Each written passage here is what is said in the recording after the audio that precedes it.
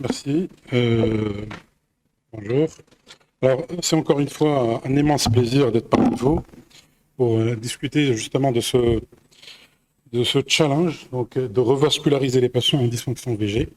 Donc, je remercie le comité d'organisation pour le choix de la thématique et je remercie aussi les deux imageurs d'avoir facilité la tâche puisque il y a de la redondance et je vais essayer donc bien sûr de survoler un certain nombre d'aspects. Alors, pour faire ça, je pense que le mieux, c'est de le faire en interactif. Donc, je vous propose, puisqu'on a tous les ingrédients pour faire de la hard team, donc on a des chirurgiens, des anesthésistes, des cardiologues interventionnels. Donc, on va discuter autour d'un cas. C'est un cas de la vraie vie. Donc, c'est un patient qu'on a pris en charge courant du mois d'août pour un post-infarctus ambulatoire. Donc, c'est un patient de 64 ans, diabétique sous ADO, donc depuis 7 ans, tabagique chronique, et qui est suivi depuis 2020, malheureusement, pour une cardiomyopathie ischémique qui n'a jamais été explorée, et il est en arrêt de traitement. Donc nous, on le récupère en post-infarctus ambulatoire, donc il vient en septal profond, et bien sûr, puisqu'il était hors délai, donc il n'a pas été revascularisé dans la foulée. Donc la biologie donc, était son particularité, entre autres une fonction rénale qui est totalement normale, et une hémoglobine glyquée donc autour de 7,6%. Alors je vous laisse regarder les boucles, donc en parasternal grand axe, en 4 cavités, et puis en 2 cavités. Donc vous voyez donc, des séquelles de nécrose larges sur le territoire de l'IVA et de la coronaire droite. Et puis, c'est des akinésies avec une dysfonction VG sévère. Donc, je ne sais pas ce que vous en pensez déjà à cette étape. Est-ce que pour vous, déjà, c'est un patient que vous allez pousser à être revascularisé ou vous allez vous contenter d'un traitement médical?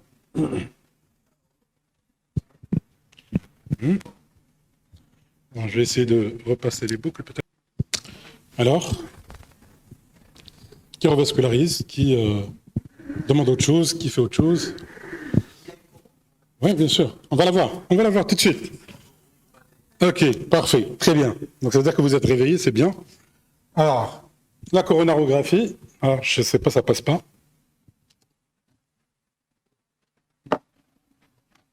Voilà. Alors, voilà la coro. Donc, je m'excuse pour la qualité du film. Alors, c'est une atteinte tritronculaire. Vous avez une occlusion chronique de la coronaire droite, reprise partiellement par le réseau homo- et contralatéral. Donc, une sténose serrée du tronc, donc qui prend l'IVA, la CX et une bissectrice. Donc, c'est une trifurcation. Donc, Médina 1-1-1-1. Et puis, on a, je pense, une occlusion semi-récente de l'IVA. Donc, probablement, il s'agit d'un thrombus recanalisé, mais avec un retentissement sur le flux. Et puis, sur le réseau de la CX, on a une sténose donc, serrée de l'ostium et une sténose serrée de la bissectrice. Donc, c'est un tritronculaire sévère.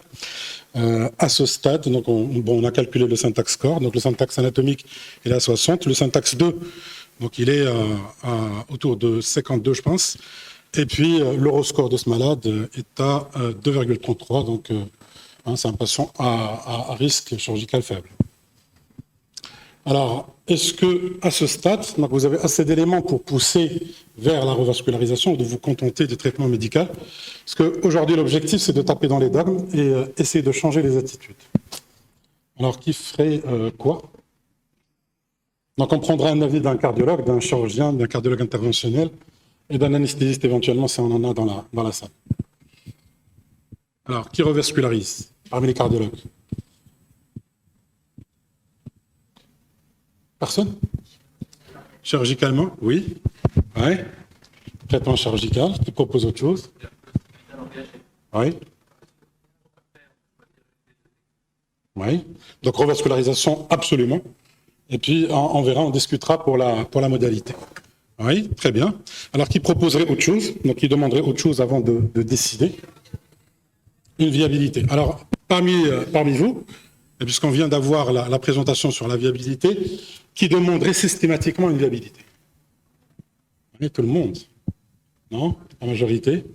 Très bien, parfait. Bon, c'est ce qu'on a fait. Donc, à la recherche de la viabilité, même si aujourd'hui, Dr Azarine a tapé dans le mille en disant que voilà, La viabilité, c'est pas obligatoire, mais ça réconforte quelque part, et je vais vous montrer pourquoi. Alors, j'ai pas les séquences, mais on va croire le radiologue. Donc, il a fait une recherche de viabilité. Il nous a répondu comme quoi il n'y avait pas, malheureusement, de viabilité sur le territoire ni de l'IVA, ni de la coronaire droite. Il s'agissait d'une nécrose transmurale irréversible avec une dysfonction biventriculaire sévère. Donc, vous avez une FEVG à 19%, donc vous êtes autour de 20%, une FEVD à 24%, et puis il y avait en plus des thrombus, des thrombus apicales sur le VD. Donc, alors, à ce stade, donc on n'a pas de viabilité. Est-ce qu'on pousse, on recule? On revascularise. Très bien, même si on n'a pas de viabilité.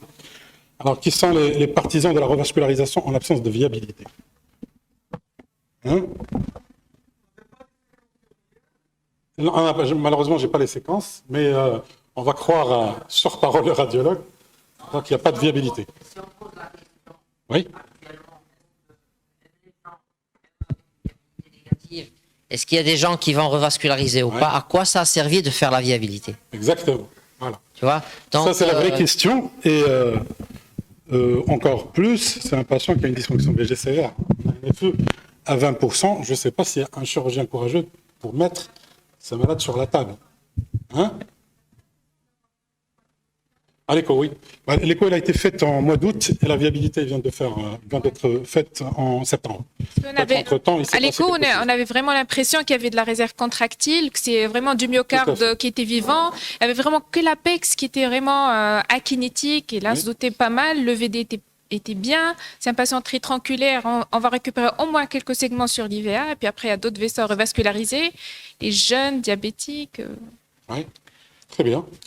Donc voilà, donc on va discuter tout ça. Alors tout d'abord, donc l'ischémie, c'est une cause fréquente d'insuffisance cardiaque, ça vous le savez tous. Aujourd'hui, on est autour de 25% d'étiologie ischémique de l'insuffisance cardiaque. Bien sûr, ça diffère en fonction des séries. Il y a des séries indiennes où vous avez même 70%. Et puis, on le sait aussi, donc le statut multitronculaire aggrave le pronostic du patient. Plus vous avez une atteinte multitronculaire, plus le pronostic est mauvais. Alors, ce qu'on appelle atteinte multitronculaire, c'est les atteintes de plus de 70% sur des branches vasculaires, donc qui font plus de 2,5 mm. Donc, quand vous avez une branche qui fait moins de 2,5, c'est pas une branche qu'on comptabilise dans le multitronculaire. Deuxième chose, il y a donc un continuum pathologique obligatoire et un déterminisme quasi inéluctable entre l'ischémie et l'insuffisance cardiaque. Vous pouvez avoir de l'ischémie sous forme d'un infarctus et juste après, parce que vous avez perdu de la mécanique, vous avez de l'insuffisance cardiaque assez précocement ou encore donc tardivement dans l'évolution de l'ischémie. En tout cas, l'insuffisance cardiaque ischémique donc est une entité aujourd'hui qui est très fréquente. Deuxième chose, puisque j'ai parlé hier du remodelage, alors le remodelage est très important dans le pronostic, puisqu'aujourd'hui, quand vous avez du remodelage excentrique, donc ce qui se fait souvent quand vous avez de la cardiopathie ischémique, vous avez un mauvais pronostic, donc surtout quand vous avez de la paroi qui s'amincit, donc ça aggrave le pronostic de votre patient. Et puis, puisqu'on parle aussi du remodelage, donc je rappelle qu'il y a ce qu'on appelle le remodelage inverse et le remodelage adverse, donc ce qui est mauvais.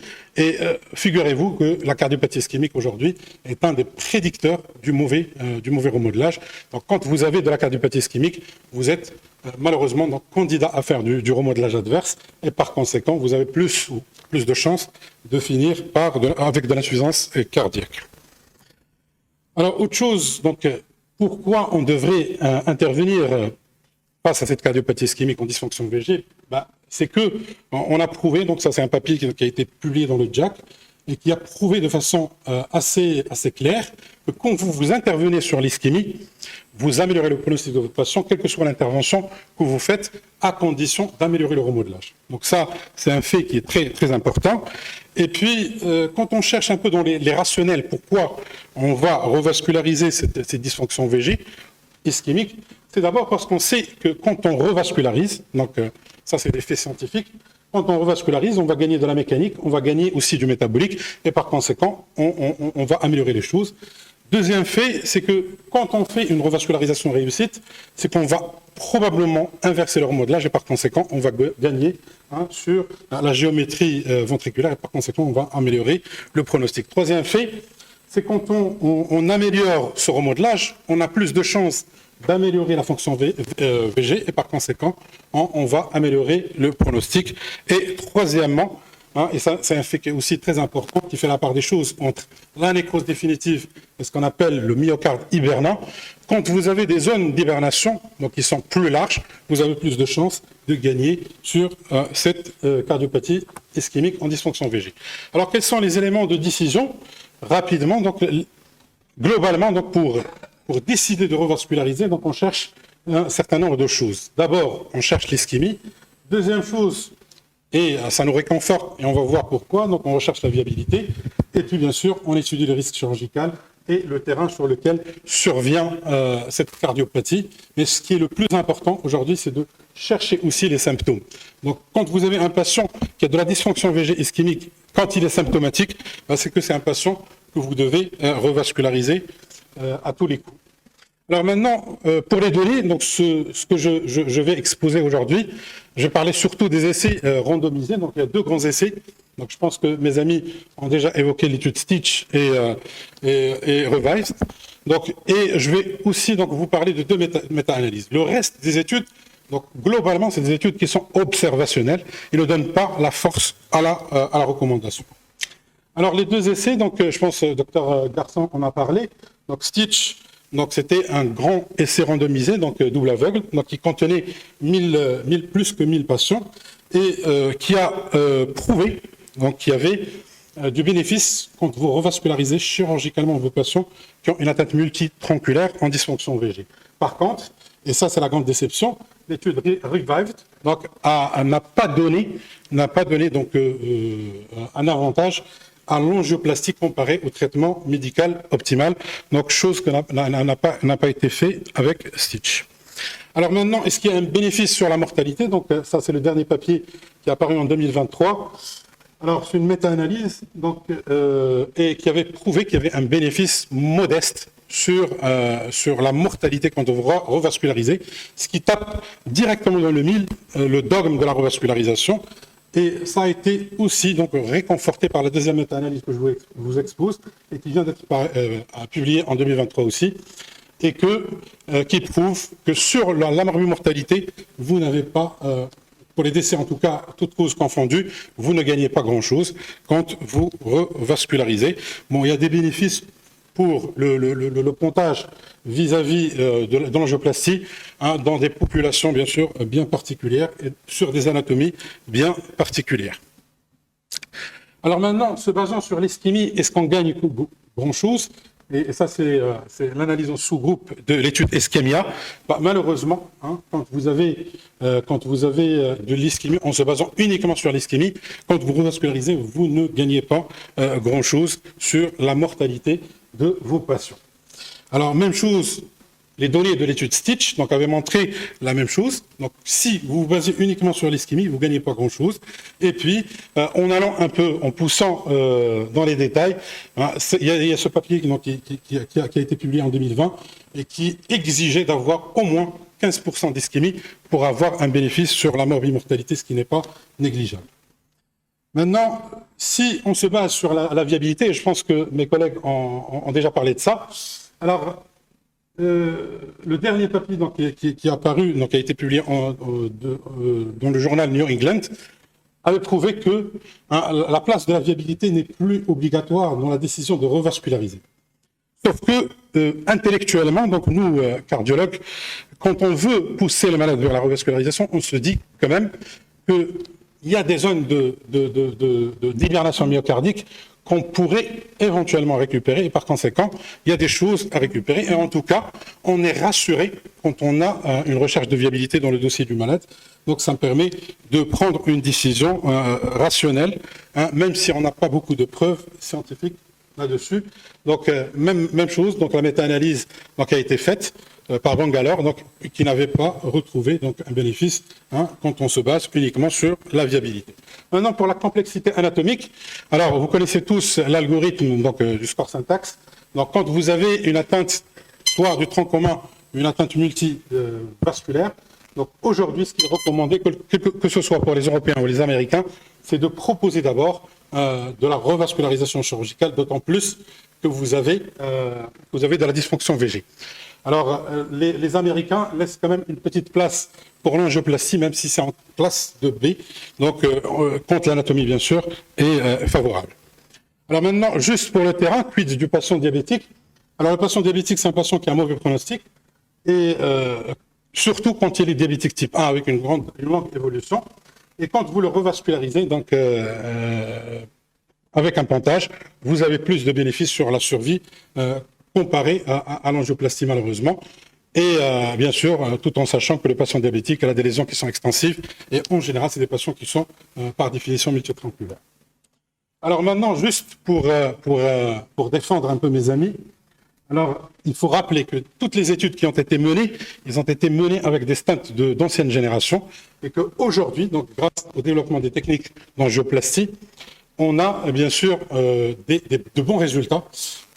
Prenons en considération des médicaments qu'on utilise aujourd'hui dans les stents, la taille d'émail, la capacité de franchir les occlusions chroniques, ou encore donc, la revascularisation complète. Aujourd'hui, tous les cardiologues interventionnels l'ont compris, ils tendent à revasculariser de façon complète le myocarde, et j'aimerais bien qu'on ait une étude head-to-head entre la chirurgie et éventuellement l'angioplastie avec les stents de dernière génération pour pouvoir décider. Alors, l'algorithme décisionnel qui a été proposé, et je pense que c'est un algorithme qui est pratique et qui est aujourd'hui peut apporter des solutions. Donc, tout en rappelant qu'à la tête de l'algorithme, mettez-vous en tête qu'il faut rechercher les symptômes chez vos patients. Si vous n'avez pas de symptômes, c'est que le bénéfice escompté ne sera pas à la hauteur. Et puis, bien sûr, vous passez par la recherche de l'ischémie et de la viabilité pour pouvoir proposer, en fonction de votre anatomie, une technique ou une autre. Alors, je vous fais grâce des recommandations. Donc, aujourd'hui, je rappelle juste les dernières recommandations 2023 qui mettent le doigt sur le fait d'avoir un patient symptomatique et qu'il faut aller revasculariser le symptomatique donc, pour avoir des résultats. Alors, en conclusion, donc l'ischémie est une cause fréquente de dysfonction VG, donc elle est souvent réversible. L'atteinte multitronculaire est fréquente, surtout quand vous avez un patient diabétique. Alors, pas de recommandation claire malheureusement. La recherche de viabilité, donc bien sûr, est à proposer au cas par cas, mais en tout cas, ça permet de nous rassurer quelque part. Et puis, je pense qu'il faut donner le maximum de chances aux patients, donc bien sûr, surtout quand ils sont jeunes et qu'ils ont aussi une longue vie devant eux, et optimiser le traitement médical, j'en ai parlé hier. Donc, souvent, les cardiopathies ischémiques ou les dysfonctions VG ischémiques, c'est des patients, c'est des insuffisances cardiaques avec une fraction d'éjection améliorée. Donc, il faut optimiser le traitement médical pour espérer gagner sur la réversibilité. Et je vous remercie.